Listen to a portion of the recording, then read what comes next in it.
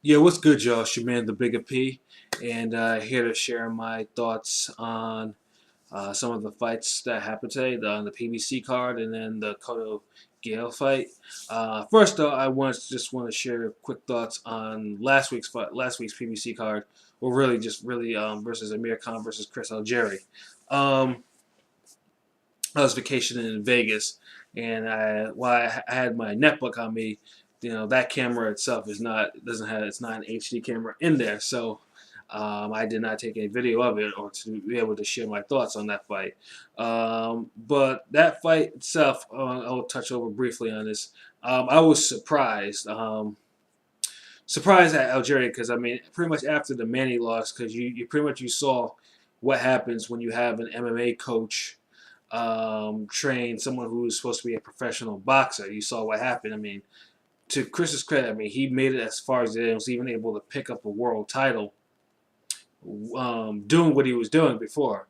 But being knocked down 6 times and by Manny and losing by car. I mean, he lost on a car 120 to 120 to 102, which is I've rarely have ever seen that before. So you're wondering, like, that yes, a change has to be made in that camp. So enter John David Jackson, former light middleweight champion of the world, a belt holder. Back in the day, and he's done. I mean, I know he's so far. I mean, pretty much now he's known for being the main trainer of Sergey Kovalev, who's pretty much who holds 3 of the titles at light heavyweight, and more recently also led um, Randall Bailey to a welterweight title. Who's 11, 12 years removed from his original title reign at 140. Um, so I was curious to see what those what John David could actually do to add some more rankles into Chris's game. What he did though was pretty much made him a lot more. Pre John David, you could tell that Algeria had some. He was stiff. He had good movement. He had a good jab, but he didn't really sit on his punches all that much. I mean, pretty much they were scoring punches. Um, in this fight, he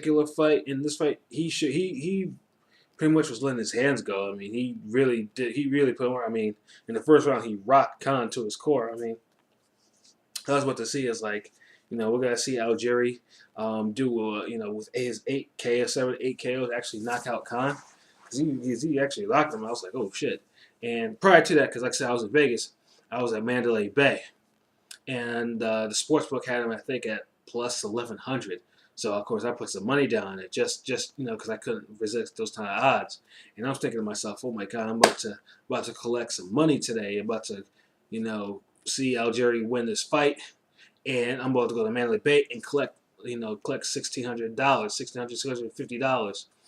Um, and I was on edge, like, and I was watching. Chris was actually going to the body and everything, but what happened is I think Chris also lost a little steam too, and let Khan back, slowly back into the fight. And by the later rounds, although like I said, Chris's body work earlier was paid dividends.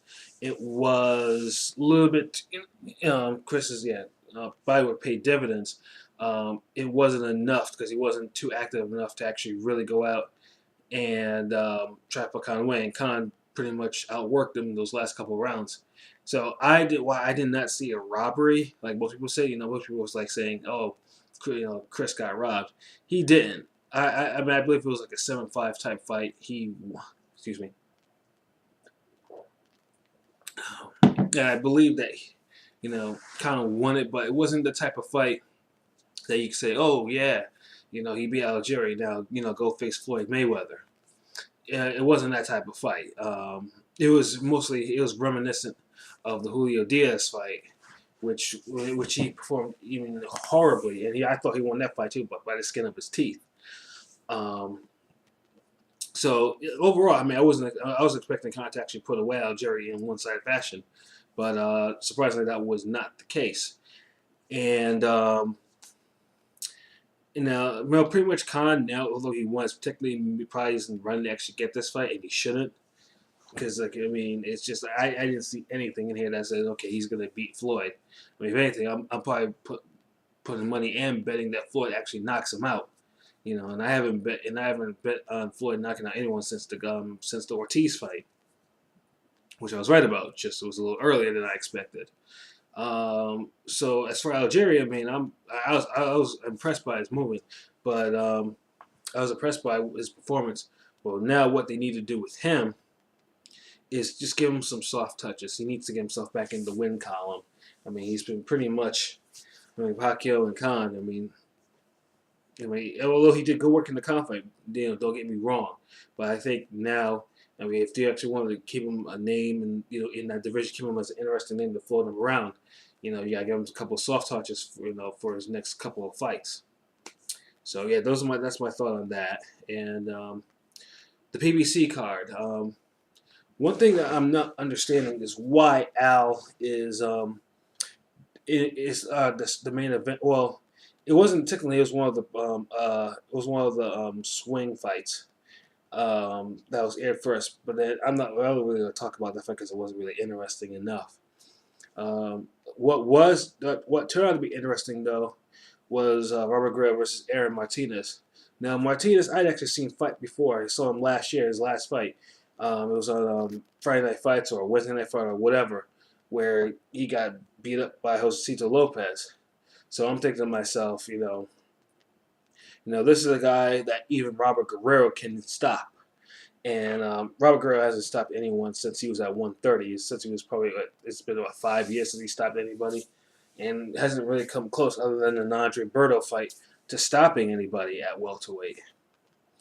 And then granted, like I said, I mean, his last couple of fights after the Floyd fight, I mean, become a guy, for whatever reason, that turned into a blood and guts war, and he's a journeyman at that division. And then Thurman, his last fight was 3 months ago against Thurman, in which he got the crap beaten out of him, pretty much. And only with Keith gassing after trying to put him away after knocking him down, that's how Guerrero at least got himself a little bit back in the fight and had a little bit of success. So I'm thinking to myself, okay, Al is lowering his competition just to try to preserve him. And I thought, Guerrero just should be an easy win. And then what did I see? Pure struggle. I don't know what Guerrero's been doing with his CrossFit or what his workout routine is like, but it's clearly not working. And he's at a division where he's already has a power disadvantage. And I'm not a Guerrero fan. Make no mistake about that. I am not a fan of his at all. I mean, I thought he was a serviceable fighter. I mean, a good, a decent fighter in his prime, in his actual rightful division. But Guerrero is not a welterweight. He's not even a skilled welterweight. He's forgotten a lot of the slickness that he used to have, and it was alarming that Martinez, who pretty much quick, he abandoned the fight, was able to get in his ass the way that he did. Guerrero's thing was going on the ropes, and Martinez actually was putting in the actual better work, putting in the body work. He was hitting him with uppercuts, and then overhand rights, and then the fourth round, and I'm thinking to myself, I was like, it was after a body attack and overhand right, and I saw, Robert's arms go limp, and I'm like, no way. This is what I'm saying. And then I see him just absolutely obliterate him with a 3-punch combination that sends him to his knees. And I'm like, are you kidding me? And keep in mind, Guerrero is pretty much known for his actual chin. But when you're letting a 4 KO fighter nearly knock you completely out, we got some problems. And after that, this is where I think Robert tried to keep the fight in the middle of the ring, because Robert does have decent skills. I mean, he had decent fighting skills, and this is what he should have been using all along in some of his fights. But still, I mean, I still thought, but still, Martinez was still going, hanging in there. He was still at work. He was still landing at will. He was still, I mean, he showed the better movement. He showed the better upper body movement for sure. And this was one of those fights that was just like unbelievable while I was watching. Guerrero, though, to his credit, did close the gap in the later rounds, but still, I thought it was a little bit too late that he did that. I know some of this, I think, what the scores were like 95, 94, either way. I mean, technically, like I mean, I don't see it. I thought it was either going to be a close victory for Martinez or a draw. Now, Guerrero winning this fight close, not really. But the score, that was the 97-92 score for Guerrero, which is pretty much, that was complete bullshit of a score, of a scorecard. And the judge for that, Cantu, should be investigated and suspended for that card. And I hated that. First of all, I hated that Martinez lost that fight because he didn't. Like, he won that fight to me. I had given him, I think it was like a 96-94 type of score that I gave him. Something like that. Or 97-94. Something of that nature. Or 96. It was something of that nature. I don't remember my actual score. But just to see a score like that being announced in a very close fight like that, a fight where there was just neither one was dominating enough to actually warrant that type of score, that was disgusting, incredibly disgusting. And what was even more disgusting than that, is Guerrero's performance. I don't know what Guerrero's been doing in his camp. Maybe the money's made him lazy. He's losing desire. This CrossFit thing is just making us comfortable. But when you're going life and death with a journeyman at 147, and you're in pretty much, you keep talking about as you're an elite fighter at that division, you have some serious problems in your camp. And I'm thinking to myself, pretty much the next fighter he faces with power, he's not going to hear the final bell, or if he does, he's going to be ruined. If he's not there already, because I'm guessing, let's say, those fights where he forgot his defense, and fights where you saw the unnecessary brawling, and then of course the third fight was just only 3 months ago. It's clear that 147 is starting to take its toll on him, and especially with him throwing defense to the wind, it's only going to get worse. So you're thinking, like, you either A, got to get yourself in shape to actually do something, or get back some of your slickness that you used to have in your prime, in your lower weights, or just drop down the weight and try to preserve your career. Either way, if he sticks around 147 with the way he is, he's not going to last long. He's going to be out of there within 3 fights. He's going to be done within 3 fights. And as for Martinez, I would love to see him get. I would love to see him get a rematch with him, if Haymon will let him, or just get another opportunity, because he most surely earned it, and I felt for him. The other fight on there was Quayla versus Victor Chinyan. I was already expecting. I was going to expect a slaughter. So I was surprised too when Vic, 39 years old. He's also removed from his. He's at feather, and his prime was in 112 at 115, especially those 2 divisions. That was prime Vic. Seeing him at 126 has not been, because he's looked terrible. He's been KO'd by Anadeo Donaire again, and then Walters nearly took his head off. So it's not like, he's 39 years old, so it's like, what are you doing in this division? He pretty much is, competitively, he's done. But even now, I was surprised too when he was actually, for the most part of the fight, he was the more accurate fighter. He was actually outboxing Quayla at times, and even rocked him a couple times. All things I was not expecting. So I was just like, okay, Vic, maybe he has still something left in the tank. And then in the 8th round, I believe it was the 8th round, that right hook, yeah, it was done. The referee should have just stopped it, because Vic went down like a sack of rocks. And then it was even more alarming too, because Quayla had him pinned against the ropes, and the referee couldn't see this corner trying to stop the fight. And so you're like wondering, like, Quayla is just about, how soon is Quayla gonna land this one punch that will absolutely obliterate Vic, which luckily did not happen in time, because I didn't want to see someone just gets sent unconsciousness because of bad, because the ref couldn't see the corner actually waving him to wave the fight off. So Quayle, yes, I mean he was able to he was able to rescue himself from the fight. I mean he was probably winning, but rescue himself from pretty much of a not the greatest performance. But I don't think. I mean, as great as his power is, I don't think he's ready for any of the top competition at that division. Not yet, at least. And for Vic, pretty much one thing: just he needs to retire. I mean, he doesn't have the chin or the style really to be for long-term success in that division. So that's my view on the PBC card. Now Cotto-Geale.